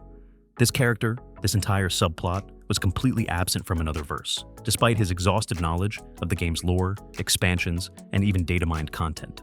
Ada, Danya, noted Shichiku's visible confusion, remarking that the man who knew everything finally seemed stumped. Ano explained his complicated history. He was the illegitimate son of the former king and a prostitute, technically making him Ada's uncle despite being younger. Ignored by the royal family for years after his mother's death, he was eventually brought into the palace in secret to serve as Ada's body double due to their uncanny resemblance. His tone turned serious. The details of the Arachne subjugation were now critically important, he explained. Openly boasting about taking down Arachne so quickly had sent shockwaves through the political establishment. The Demon King subjugation was a major long-term political objective. The Wise Sages Congress, a powerful council representing the kingdom's 6 great duke families, feared provoking the Demon King's remaining forces, and had strictly forbidden anyone but the official Otherworld hero from attempting such high-level subjugations. Kira's unauthorized rapid success against Arachne, facilitated by Shichiku, had caused considerable unease and demanded explanation. Kira, as guildmaster, was currently facing intense questioning. Ano had summoned Shichiku to get the unvarnished truth directly from the source. Ada instructed Shichiku to tell Ano everything, starting from the moment he was summoned, warning Ano to brace himself for a crazy story. Ano nodded, saying he had expected some wildness, but then Shichiku dropped the bombshell. He had already defeated the Demon King. Ano was stunned. Shichiku went on to recount his tale, the speedrunning competitions in his world, the any percent versus true ending categories, his accidental arrival, and the glitches he had used along the way. Ada interjected occasionally, describing the hero as a bit abnormal. Ano listened, his initial composure visibly cracking. "There's a limit to abnormality," he finally exclaimed. Flabbergasted, he understood now why Kira and Ada had kept the Demon King's defeat secret. Revealing the full bizarre truth would cause mass panic and confusion, especially since the roots of evil remained unsealed. Ano declared he trusted his sister's account, however unbelievable, and promised to do his best to manage the Congress, to shield their activities from political interference. However, he admitted frankly that he couldn't fully trust Shichiku yet, not with his nonsensical reality-defying powers. Therefore, he had a task, a test for the hero. He needed Shichiku to oversee the rebuilding of Tenka Village. Now that Arachne was gone, the strategically located village, once prosperous due to its proximity to the capital, in a nearby dungeon, was free but vulnerable. Scoundrels, opportunistic monsters, or even another powerful demon might try to claim the territory. News of Arachne's defeat would spread quickly, making the area alluring. Ano wanted to prevent another hostile force from establishing a base so close to the capital. His plan was twofold: establish minimal facilities, a defensive wall, a town hall, basic fields, and relocate some of the capital's overflowing refugee population there, solving overcrowding and securing the region simultaneously. He gave Shichiku a deadline: 2 weeks. Ada objected, pointing out that village construction typically took decades, not weeks, and subjugating demons was entirely different from establishing a settlement. Ano clarified he didn't expect Shichiku to build it alone. Laborers were already arranged. His real goal, he admitted, was to keep Shichiku occupied in Tenka Village for those 2 weeks.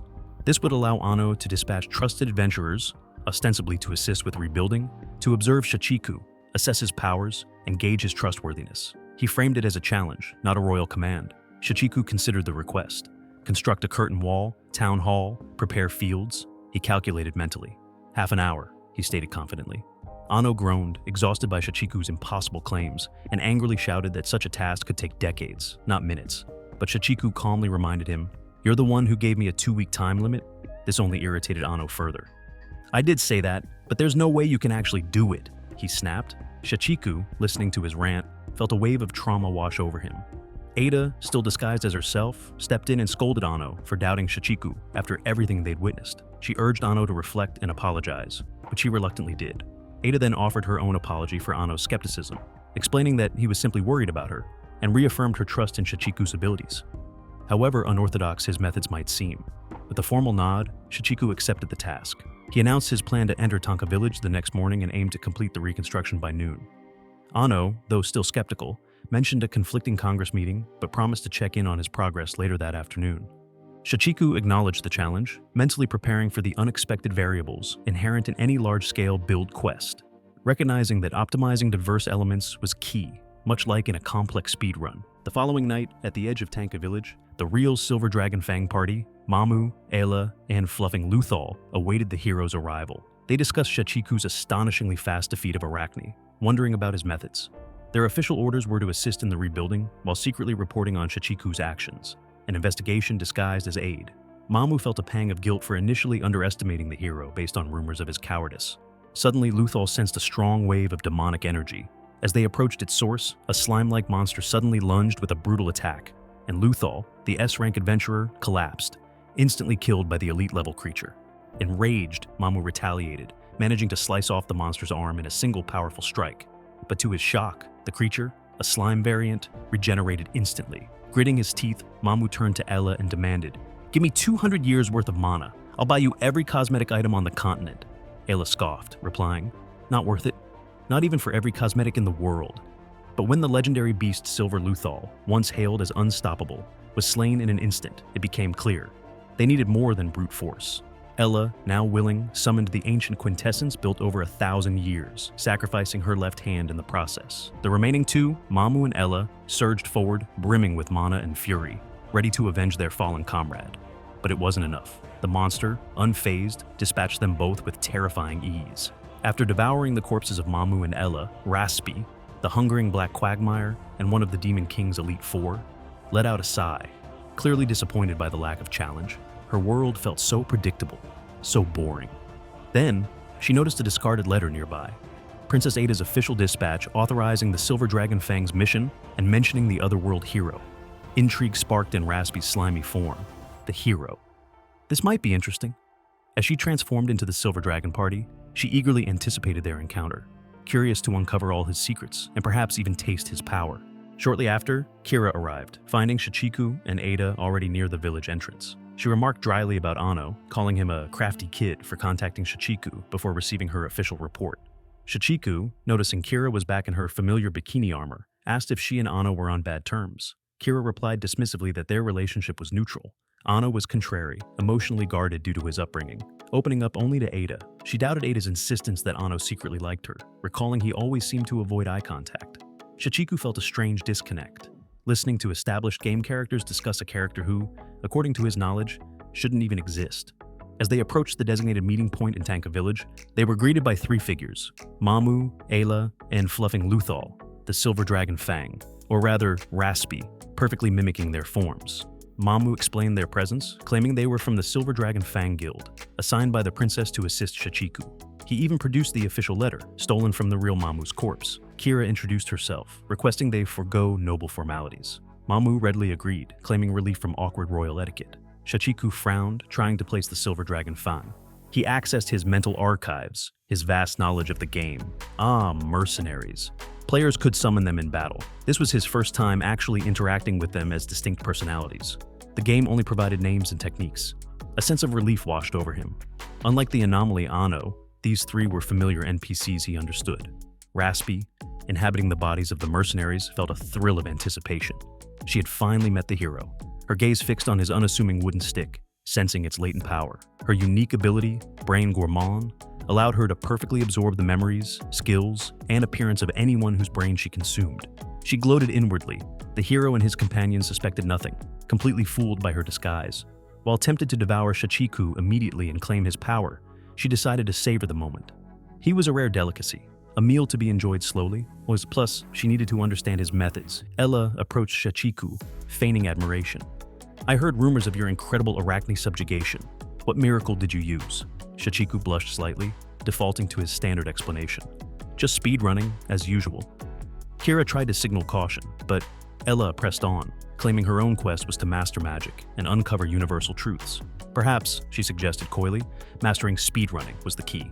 She took his hand, leaning in suggestively, attempting to charm the secrets out of him. Kira watched, quietly fuming. Raspi, controlling Ella, smirked internally, convinced human males were easily swayed by seduction. Shachiku, however, completely misinterpreted the gesture. He lit up with genuine enthusiasm. "You want to learn speedrunning? Awesome. We should totally speedrun another verse together." He saw not seduction, but a potential new recruit for the dwindling speedrunning community.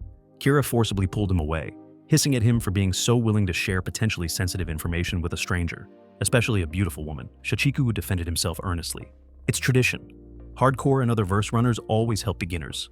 He launched into a passionate monologue about the global community, the importance of sharing glitches, the stagnation of the current routes due to lack of new discoveries, and how newcomers often brought fresh perspectives. He cited the example of the Arachne wall clip skip, discovered by a relative novice. He declared his fervent desire to foster new comrades, patiently teaching anyone interested, even scary old men. Raspy, listening intently through Ella's ears, mentally filed away the information, eager to consume his knowledge directly. She wished she could see him speedrun live. Ada bonked Shachiku on the head, snapping him out of his spiel. He apologized sheepishly. He then reassured Kira that the rebuilding speedrun route was unrelated to the main true ending path, so sharing its details wouldn't risk any bad endings. With that settled, Shachiku announced the start of the Tonka Village rebuilding speedrun, but Ada stopped him. Before that, she said gently, there's something we must do. She led the group, Shachiku, Kira, and the disguised Raspy, to a clear spot overlooking the ruined village.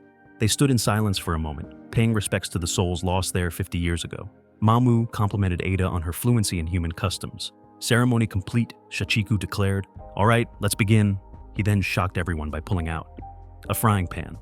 Their first task was gathering materials. They teleported, using Ada's matatabi, into the nearby Fala dungeon, a place known for its regenerating monsters due to miasma, seeping from the roots of evil.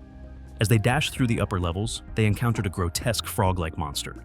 Raspy, disguised as Mamu, Ella, and Fluffing Luthal, tensed, preparing to fight to maintain her cover. To her surprise, Shachiku, Kira, and Ada completely ignored the creature, running straight past it. Shachiku explained that they only needed to defeat the mini-boss on the 5th underground floor. Fighting anything else was a time loss.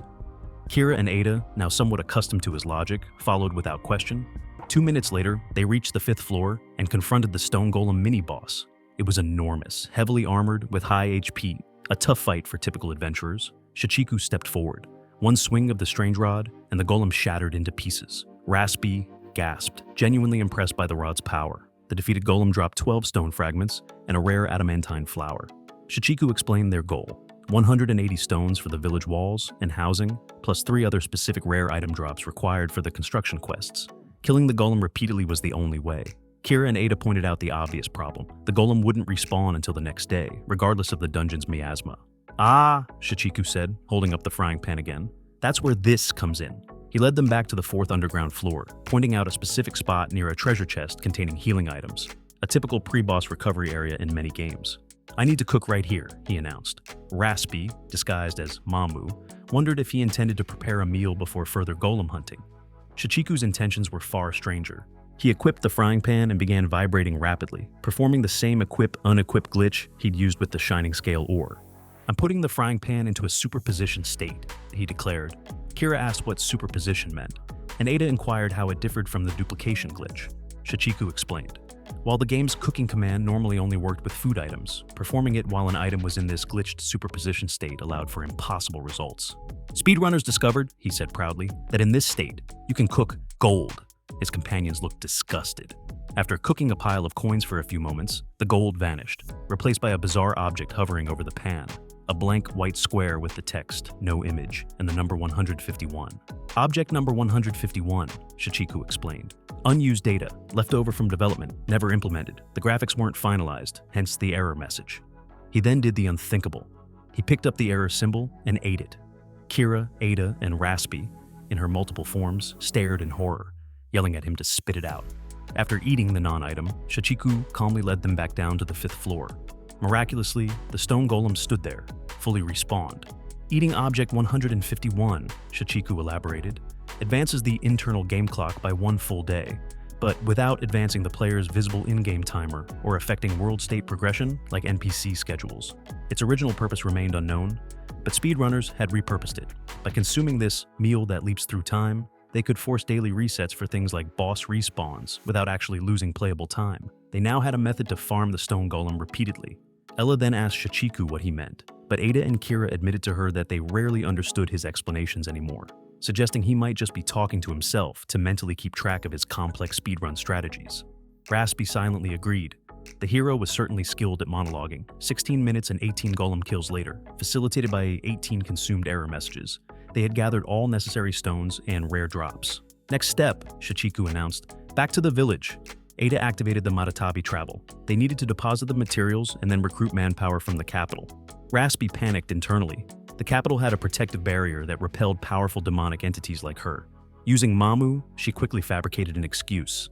The silver dragon fangs should stay behind to guard the precious materials. But before Mamu could finish speaking, Ada activated the Matatabi, and reality warped around them. As they transitioned towards the capital, Raspy slammed into an invisible wall, the barrier ejecting her violently from the teleportation stream, while Shichiku, Kira, and Ada passed through unharmed. Raspy landed hard just outside the city gates. Wasting no time, she lunged at the nearest unsuspecting gate guard, engulfing and consuming him instantly to regain entry undetected later. Inside the capital, Kira frowned, noticing the absence of the Silver Dragon Fang members. Where did they go? She wondered aloud. Ada, focused on the mission, urged her to hurry. Shichiku was already racing ahead towards the Carpenters Guild. They arrived at the renowned gnome group's mansion, home to the city's master builders. The group chief, Baron Mei, a stout and proud gnome, initially scoffed at Shichiku's sudden request to borrow his elite workforce. My artisans are first-rate, Baron Mei boomed. We built the capital walls, Fala's legendary overnight castle. We only take first-rate jobs. Shichiku asked how he could prove himself first-rate. Baron Mei, assuming him an ordinary adventurer, demanded rare items as proof of worth, starting with an adamantine flower. Before Baron Mei could even finish the sentence, Shichiku placed a perfect adamantine flower on the table, one of the rare drops from the Golem farm. Next, the gnome demanded a dwarven dice. Shichiku produced it instantly. Before Baron Mei could name the third and fourth required items, Shichiku had already placed them on the table, anticipating the exact sequence from the game's quest requirements. Baron Mei stared, utterly speechless, wondering how the hero knew his demands before he even spoke them. Left with no alternative, the impressed gnome agreed to lend Shichiku his best workers. As Shichiku, Kira, and Ada teleported back to Tanka village using the Matatabi, they were greeted by an astonishing sight. The basic framework of the village walls and town hall were already standing, shimmering slightly. Map load optimization, Shichiku explained. Using the Matatabi forced the game to preload the building assets based on the quest flags being completed, even though the workers haven't technically arrived yet. Moments later, the gnome construction crew arrived via their own means, along with the disguised Raspy, having presumably consumed the guard and slipped back in. Mamu offered a weak excuse about being delayed by goblins on the village outskirts. Kira eyed them suspiciously. The gnomes worked with incredible speed and skill, but Ada calculated they still wouldn't finish within Shichiku's ambitious 30-minute time frame. Shichiku simply grinned and produced another object number 151 he'd cooked earlier as a spare. He consumed it. Time jumped forward internally. In the blink of an eye, the final roof tiles were placed, the fields were tilled, and Tanka village stood complete, fully restored. Final time, 28 minutes and 37 seconds. Shichiku pumped his fist, proud of setting a new personal record for the Tanka rebuilding any percenta category. Everyone else, aside from the gnomes who looked fatigued, stared in stunned silence. Raspy, however, felt an almost unbearable surge of hunger. Witnessing Shichiku bend reality itself with such casual mastery was exhilarating, intoxicating. The urge to consume him, to possess that power, became overwhelming. She could barely restrain herself. Meanwhile, approximately 2 kilometers away, Anno watched the village through high-powered binoculars from the royal castle. He saw the completed walls, the finished town hall, the organized fields. Utter disbelief warred with grudging admiration and a touch of fear. Shichiku had actually done it. He instructed his guard to prepare a carriage immediately. The Congress meeting could wait. Back in the newly rebuilt village, Raspy, Ayla, stalked closer to Shichiku, saliva practically dripping from her borrowed lips. Just one bite. But then she reconsidered. Devouring him now would be too quick. This demanded finesse, a proper Khan feast. She needed to understand how he did it. Did he already suspect her? His route, as he called it, seemed to anticipate so much. Shichiku suddenly felt a prickling sensation, the distinct feeling of being watched intently. He turned, finding Ella standing very close, gazing at him with unnerving intensity. "Oh, are you hungry?" he asked innocently, misinterpreting her predatory stare. Taking it as a cue, he decided to prepare a celebratory meal for everyone using his remaining provisions and cooking skills. The non-glitched kind this time. The others eyed the unfamiliar dishes with suspicion, asking if he had mixed anything strange into them. But Ada noticed the gnomes had already started eating, which encouraged the rest to try it as well. Kira then approached the 3 Silver Fang members and asked them to eat too, which they happily agreed to. Just as they were finishing, Anno arrived in his royal carriage. He welcomed them and exchanged pleasantries with Kira, all while subtly admiring her impressive figure. He inspected the construction work, acknowledging its quality, and grudgingly thanking Shichiku for fulfilling the challenge. He then announced he hadn't come alone. He gestured towards the carriage, and Lauren, the old woman, stepped out, her eyes wide with wonder as she beheld her restored hometown. It felt like a dream, she murmured, noting the familiar style of the stone houses despite the new construction. As Lauren's gaze swept across the assembled group, her unique skill judgment activated automatically. Suddenly, the glamorous facade of the Silver Dragon Fang members dissolved before her eyes, revealing the monstrous slime-like forms beneath. Terror seized her. "Hero, behind you! Get out of the—" Her warning came too late. Raspy, dropping all pretense, lunged straight at Shichiku, her form twisting into a grotesque, gaping maw. Kira reacted instantly, tackling him out of the way just in time to avoid the snapping jaws. Realizing she had missed, Raspy whirled around, only to find the tip of a sword inches from her eye. It was Kira. Without hesitation, she struck, driving her blade deep into Raspy's core. The blow dealt significant damage, but it wasn't enough to incapacitate the Elite Four demon. Shichiku, momentarily stunned by the sudden betrayal and the revelation that one of the Demon King's most powerful servants had been among them all along, failed to react defensively. Kira realized with dawning horror what must have happened to the real Silver Dragon Fang. Raspy confirmed her fears, cackling as she also had snatched Shichiku's strange rod from his slackened grip. "A souvenir!" she gloated. She then made a grab for both Anno and Ada. Kira managed to pull Ada clear, but Anno's royal guard was too slow. Raspy seized the princess's body double. "If you want him back, hero," Raspy hissed, her voice dripping with malice, "come find me in the Swamp of Starvation." With that, she activated her own teleportation magic, vanishing along with Anno and the strange rod. Shichiku stood frozen, struggling to process the rapid cascade of catastrophic events. Raspy, an Elite Four member, infiltrating their party. His rod stolen. Anno, a character who shouldn't even exist, abducted. This entire scenario had never occurred in any known version or playthrough of another verse.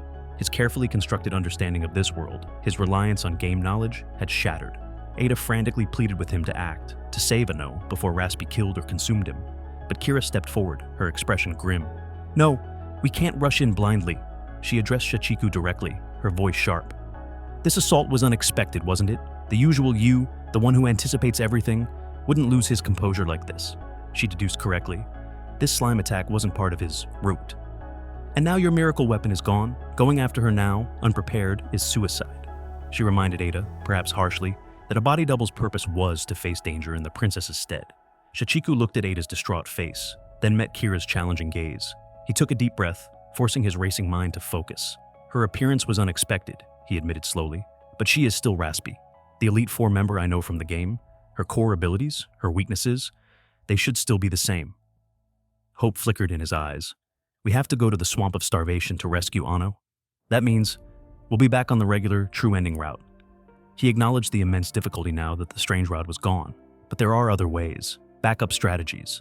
He looked directly at Kira and Ada, his earlier shock replaced by a familiar, determined glint. "I showed a shameful sight just now. Let me make up for it." Kira outlined the geographical challenge. The Swamp of Starvation lay beyond the treacherous Dragon's Tail mountain range. Circling it by land would take 2 days through monster-infested territory. Even flying creatures like griffins couldn't cross directly due to the extreme altitude and volatile air currents. Shichiku's signature sneaky smile returned. "Don't worry," he said.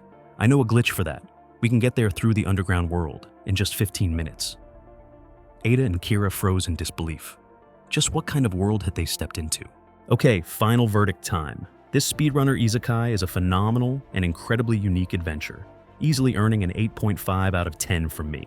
The story brilliantly twists the genre with its glitch-exploiting premise, and our protagonist Shichiku is just fantastic. Watching him speedrun reality is both hilarious and surprisingly compelling. The creative problem-solving and the way the world reacts to his antics make it a genuinely fun and refreshing read from start to finish. If you enjoyed this breakdown, please consider hitting that like button, subscribing for more content like this, and dropping a comment down below. I'd love to hear your thoughts. These actions make a huge difference in helping the video get promoted by the algorithm and directly support me in making more. Thanks so much for watching, and I'll see you in the next one.